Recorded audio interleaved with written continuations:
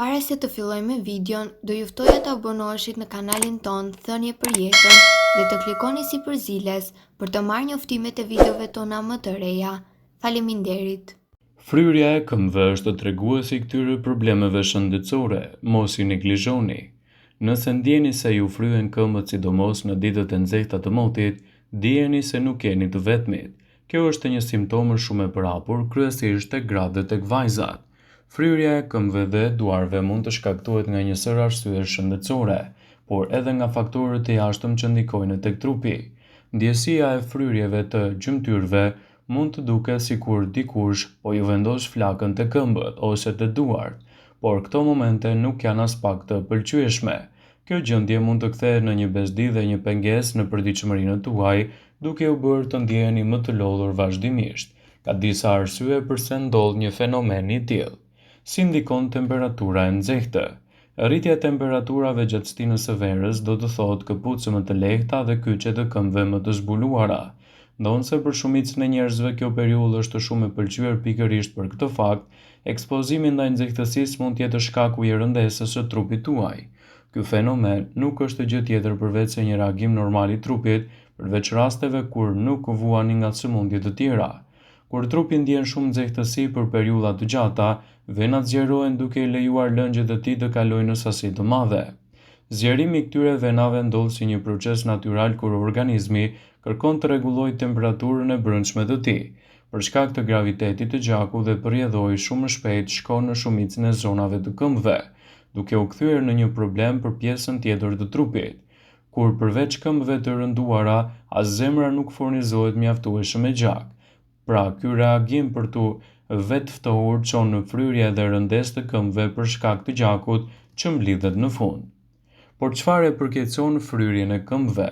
Kyçet e këmbëve të fryra mund të shkaktohen nga një numër i madh i arsyeve, dhe sipas elthpikom në këtë video do të rendisim disa nga arsyet kryesore të cilat çojnë në fryrjen e gjymtyrve dhe përkeçimin e problemeve tuaja, citojnë ekspertët. Një nga arsyet kryesore të fryrjes së këmbëve është edhe përdorimi i tepërt i kripës. Kripa e tepërt në ushqim dhe konsumi i saj në përditshmëri bën që trupi të akumulojë lëngje dhe ujin e tepërt. Qëndrimi gjatë në këmbë gjithashtu mund të jetë një arsye kryesore pse këmbët tuaja janë të fryra.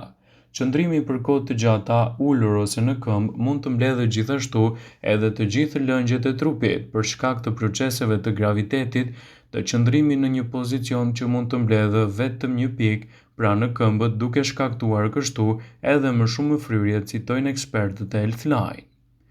Mosha mund të jetë një tjetër arsye pse trupi juaj ndihet më i fryrë. Mosha është diçka që s'mund të evitohet, por teksa ajo kalon, mundohuni që të bëni kujdes edhe me stilin e jetesës. Arsyeja pse ky problem shtohet me kalimin e viteve lidhet gjithashtu edhe me nivelin e pakët të gjakut që zemra e pompon. Në këtë mënyrë, pjesa më e madhe e gjakut dhe lëngjeve të tjera të trupit mblidhen në pjesën e këmbëve dhe shkaktojnë gjithashtu vështirësi në qëndrim dhe gjithashtu do të nxisin edhe komplikacione të imunitetit tuaj. Mënyra se si e evitoni këtë fenomen mund të varet kryesisht edhe nga ajo që bëni. Nëse fryrja e këmbëve tuaja shfaqet vetëm gjatë kohës së nxehtë dhe jo nga sëmundje të tjera, ka disa mënyra se si ta largoni atë. Si fillim, evitoni nxehtësinë, ngrini këmbët lart, mos qëndroni pa lëvizur dhe hidratohuni. Uji është padyshim një ndër zgjidhjet më të mira për këtë problem shëndetësor. Është një ndihmë shumë e mirë që nxjerr jashtë toksinat, lëngjet e tepërta dhe kriprat e tepërta. Gjithashtu uji do të rregullojë edhe temperaturën e brendshme të trupit duke lejuar qarkullim më të mirë të gjakut. Mundohuni të konsumoni rreth 8 gota ujë në ditë. Kujdesuni po ashtu të konsumoni ushqime të pasur me ujë si pjepri dhe shalqini. Magnezi dhe ushqimet e pasura me të janë gjithashtu një alternativë e mirë për të larguar edhe fryrjet e këmbëve, citojnë ekspertët e Healthline. Fryrja e këmbëve shkaktohet nga arsye të ndryshme. E para ka të bëjë me edemën që është akumulimi i lëngjeve në inde dhe në enët e gjakut. Lëngjet akumulohen pasi keni kaluar një ditë të gjatë në këmbë. Sipas informacioneve kjo ndodh edhe nëse jeni mbi peshë, edhe nëse nuk kryeni aktivitet fizik ose zemra është e vështirë në pompimin e gjakut. Arsyeja e dytë është inflamacioni, që irriton fryn indet e këmbëve.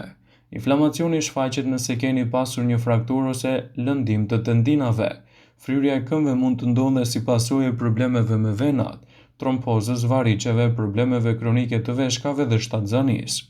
Masa që duhet të ndërmerrni kundër fryrjeve të këmbëve sipas health.com janë: për të parandaluar fryrjen e këmbëve sipas të dhënave, sugjerohen këto hapa: konsumi i kërcyer i ushqimeve të kripura, veshja e çorapeve të veçanta shtrënguese, aktivitet fizik i përditshëm, lëvizje të shpeshta të këmbëve gjatë udhëtimeve të gjata, mbajtja e këmbëve ngritur mbi nivelin e zemrës për gjysmore disa herë në ditë.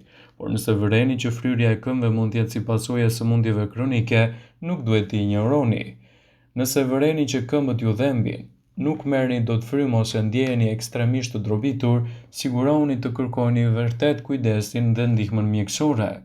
Ushqimet që duhet të shmangni nëse keni fryrje të trupit janë: alkooli, proteina shtatzore, mishi i viçit, kafeina, çokollatat, produktet e bulmetit, ushqimet e skuqura, turshit, duhanin dhe mielli i bardhë dhe sheqeri. Ushqimet që ju ndihmojnë kundër këmbëve të fryra janë: domatet, vaj ullirit, barishtët si spinaqi dhe të ngjashme me të, arrorët si bajamet dhe arrat, salmoni, skumbria, peshku ton dhe sardelet, frutat si luleshtrydhet, borovnica, qershi dhe portokalli. Për më tepër, ekspertët rekomandojnë pirjen e të paktën 8 gotave me ujë në ditë. Çaji i majdanozit ju ndihmon të nxirrni jashtë të trupit lëngjet akumuluara.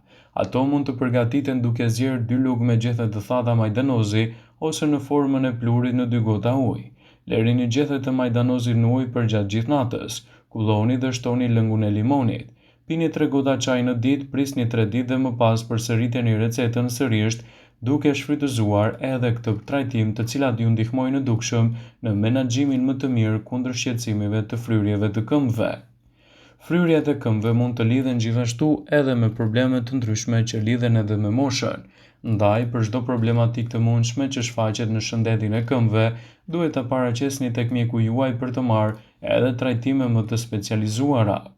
Fryrja e këmbëve është një fenomen që shfaqet mjaft shpesh në raportet me ankesa të ndryshme që paraqesin persona gjatë punës së përditshme. Këmbët e fryra përveç se janë të pakëndshme estetikisht, mund të jenë të dhimbshme dhe të vështirësojnë gjithashtu ecjen. Ndaj sigurohuni që të përmirësoni shëndetin e tyre dhe gjithashtu të lehtësoni komplikacionet e një pasnjëshme. Është e rëndësishme të menaxhoni gjendjen tuaj. Ajo mund të shkaktohet nga qëndrimi në këmbë në periudha të gjata kohore, nga udhëtimet e gjata me avion ose nga menstruacionet e disa femra. Në kushte themelore mjekësore që shkaktojnë edema rezulton një sëmundje mëlçisë, sëmundje të veshkave, pamjaftueshmëria e punës së zemrës, tromboza e thellë, niveli i ulët i proteinës e të tjera. Gjithashtu një këmbë e fryrë mund të jetë një shenjë dëmtimi të këmbës, të kyçit të këmbës ose të indeve përreth. Enjtja është një reakcion normal ndaj një lëndimi ose infeksioni. Shumë gra përjetojnë fryrje të këmbëve gjatë shtatzanisë. Zakonisht kjo pritet gjatë periudhës kur nuk është për shkak të shqetësimeve që vijnë si rezultat i peshës së shtuar ose presionit që ushtrohet në fetus në organizmin e femrës. Megjithatë, një edem e rëndë ose një edem e papritur mund të jetë shenjë e gjendjeve të rrezikshme të quajtur preklamsia, e cila zhvillohet pas javës së 20 të parë të shtatzanisë. Një shkak tjetër i enjtjes së këmbëve ose edhe pjesëve të tjera të trupit është bllokimi ose dëmtimi i sistemit limfatik dhe në këtë rast kemi të bëjmë me gjendje të quajtur limfadem. Tromboza e thellë e venave është një shkak tjetër i zakonshëm i pamjaftueshmërisë së venave kronike, ndërsa më rrallë janë edhe problemet e keqformimit të venave të gjakut. Nëse është një problem i cili ju shqetëson për kohë, është e rëndësishme t'i drejtoheni mjekut tuaj sa më shpejt, për të evituar kështu çdo komplikacion të mundshëm dhe për të ndihmuar organizmin t'i bëjë ballë këtyre shqetësimeve. Përgatituni të merrni trajtimet e duhura për çdo problematikë të ngjashme. Vëmendje, ju bëjmë me dije se informacionet në këtë video kanë për qëllim që të plotësojnë, të mos të zhvendësojnë në këshillat e mjekut tuaj ose të ofruesit të kujdesit tuaj shëndetësor, dhe nuk kanë për qëllim që të mbulojnë të gjitha përdorimet e mundshme, masat paraprake, ndërveprimet ose dhe efektet e tyre negative për shëndetin tuaj. Pasi ta dëgjonit këtë video, do ju ftoja t'i bënit like dhe ta shpërndanit atë në profilin tuaj në mënyrë që do informohen dhe miqtë e tu.